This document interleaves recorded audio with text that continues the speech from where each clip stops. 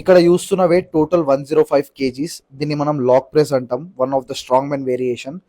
Power of consistency అంటే చూడండి ఇక్కడ, ఎగ్జాక్ట్లీ 1 year ఎగో ఈ వెయిట్ నా పర్సనల్ రికార్డ్ ఉంటుండే. ఒక్కరే కొట్టడానికి నేను చాలాసార్లు ఫెయిల్ అయినా. ఇప్పుడు అదే వెయిట్ని టోటల్ 3 sets ఆఫ్ 3 reps కొడుతున్నా. ఇక్కడ నేను ఎన్నిసార్లు ఫెయిల్ అయినో అంత నేర్చుకున్నా. మీరు కూడా లైఫ్లో కానీ లేదా జిమ్లో కానీ ఏదైనా సరే stay consistent.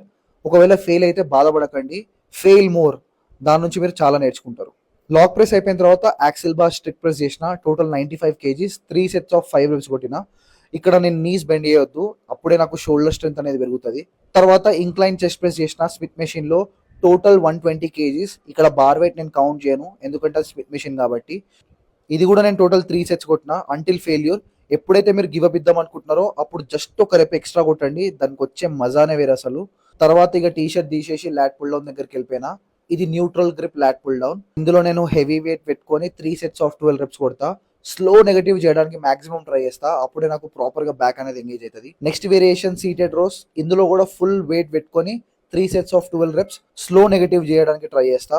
Last few reps కాకపోయినా పర్లేదు, అప్పుడు ఫాస్ట్ గా చేసి క్లోజ్ చేసేస్తా. తర్వాత రేడల్స్ తోని క్లోజ్ చేసిన వర్కౌట్, ఇది కూడా 3 sets ఆఫ్ 12 reps. అండ్ దాని తర్వాత ఇంకా పోజ్ చేసిన. నా బాడీ కండిషన్ చూడండి, ఇది ఒక స్ట్రాంగ్ మెన్ పవర్ అంటే. Let's go baby Telugu lifts.